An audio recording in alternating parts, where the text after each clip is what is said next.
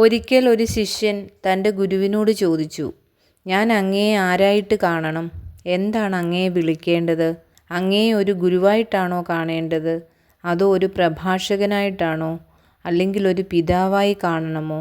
അതോ അങ്ങയെ ഒരു യജമാനനായി കാണണമോ? അല്ലെങ്കിൽ ദൈവമായി കാണുന്നതാണോ ശരി? ആ ഗുരു പറഞ്ഞു, ഏതാണ് നിനക്ക് ഉചിതമെന്ന് തോന്നുന്നത്, അങ്ങനെ നിനക്ക് എന്നെ വിളിക്കാം. നീ എന്നെ ഗുരുവായി കണ്ടാൽ അതിൻ്റെ അർത്ഥം നീ ഒരു നല്ല ശിഷ്യനാണെന്നാണ്. നീ എന്നെ ഒരു പ്രഭാഷകനായിട്ടാണ് കാണുന്നതെങ്കിൽ നീ ഒരു നല്ല ശ്രോതാവായിരിക്കില്ലേ? നീ എന്നെ പിതാവായി കാണുന്നുവെങ്കിൽ നീ ഒരു നല്ല മകനായിരിക്കും. നീ എന്നെ യജമാനനായി കണ്ടാൽ നീ ഒരു ഭൃത്യനാണെന്ന് അർത്ഥം. എന്നെ ദൈവമായി കണ്ടാൽ നീ ഒരു നല്ല ഭക്തനാണെന്ന് ഗ്രഹിക്കാം. നീ എന്നെ എങ്ങനെ കണ്ടാലും ഞാൻ എന്താണോ അതുതന്നെയായിരിക്കും ഞാൻ. എന്നാൽ നിൻ്റെ കാഴ്ചപ്പാടനുസരിച്ച് നിൻ്റെ ജീവിതത്തിൽ വ്യത്യാസമുണ്ടാകും.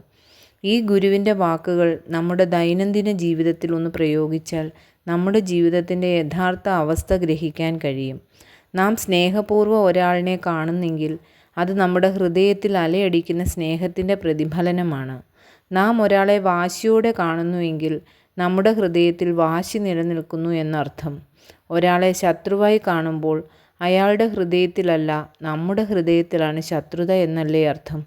ഇന്ന് സമൂഹത്തിൽ മറ്റുള്ളവരെ നാം കാണുന്നത് എങ്ങനെയൊക്കെയാണെന്നത് വളരെ പ്രാധാന്യമർഹിക്കുന്നു. നമ്മുടെ കാഴ്ചപ്പാടിലുള്ള വ്യത്യാസം കാരണം മറ്റുള്ളവരുടെ ജീവിതത്തിലല്ല, നമ്മുടെ സ്വന്തം ജീവിതത്തിലാണ് അതിൻ്റെ പ്രതിഫലനം ഉണ്ടാകുന്നത്.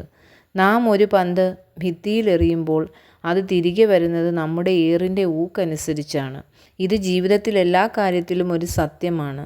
അതാണല്ലോ ന്യൂട്ടൺ പറഞ്ഞിട്ടുള്ളത്, every action there is an equal and opposite reaction. ഓരോ പ്രവൃത്തിക്കും തുല്യവും വിപരീതവുമായ ഒരു പ്രതിപ്രവർത്തനം ഉണ്ടായിരിക്കും.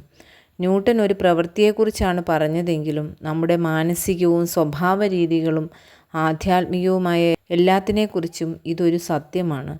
സ്നേഹിക്കുവിൻ, സ്നേഹം തിരികെ ലഭിക്കും. ബഹുമാനിക്കുവിൻ, ബഹുമാനം തിരികെ ലഭിക്കും. വെറുത്താലോ തിരികെ ലഭിക്കുന്നത് വെറുപ്പ് തന്നെയായിരിക്കും. ദൈവത്തെ കാണുന്നത് ആരായിട്ടാണോ അതനുസരിച്ചായിരിക്കും നമ്മുടെ ജീവിത രീതിയും. ഉന്നതവും ഉത്തമവുമായ മാനദണ്ഡവും ഉന്നതമായ കാഴ്ചപ്പാടുകളും ചിന്താസരണികളുമുള്ളവർ സമൂഹത്തിൽ ഉന്നതരായി അംഗീകരിക്കപ്പെടും. നികൃഷ്ട ഭാവമുള്ളവരോ എന്നും നികൃഷ്ടരായി ജീവിക്കും.